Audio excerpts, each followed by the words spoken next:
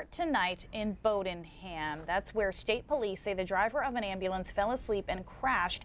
The second such crash this week happened in the northbound lane of I-295 around 5 o'clock this morning. A state trooper says the EMS crew had just taken a woman in labor to the hospital and were returning when the driver says he dozed off. A witness tells police the ambulance crossed multiple lanes of traffic before hitting the median, going airborne and crashing into the guardrail. A nurse riding in the back had minor injuries while the driver and his passenger were unharmed. Trooper Dunn says no charges are pending in this case. Just 2 days ago, around 4 in the morning, a Fort Kent ambulance hit a utility pole and rolled over in Masardis. Police say the driver fell asleep going into a curve in the road. Again, there were no patients in the ambulance at the time of the crash. The driver and an attendant suffered non-life-threatening injuries. Between the two incidents that have happened in the last 24, 36 hours, it should be a warning shot across the bow for all of us here in Maine to really look at our policies and look how we're scheduling and make sure that when someone is working an extended shift, they have a period of downtime.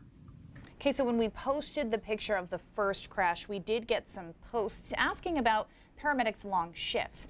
Melissa says this is exactly why it's so dangerous to push these medical responders to pull 36 to 48-hour shifts.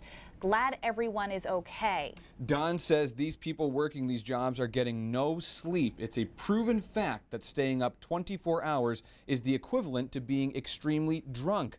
The shifts should be no longer than 16 hours. Now, we know the driver in this morning's crash was finishing a 24-hour shift because he had picked up overtime. That's not actually a normal shift for Delta crews, but it is normal for a lot of departments in Maine, giving their employees a few days off in between to rest. Departments that do have 24-hour shifts have beds for their crews to sleep in when they have downtime during the day or night.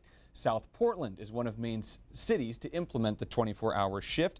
A spokesperson for the department cites a number of studies from Canada to New Jersey to some a little closer to home that report a decrease in sleep deprivation on full shifts like that as opposed to split shifts like 10-hour days and 14-hour nights.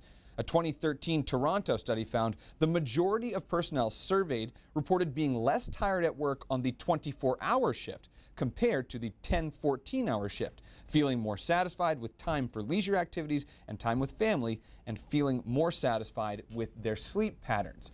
The problem, Tim Beals of Delta Ambulance tells us, is that many EMTs work other jobs, so while they're expected to come in well rested, there's no guarantee they haven't picked up a shift the night before somewhere else.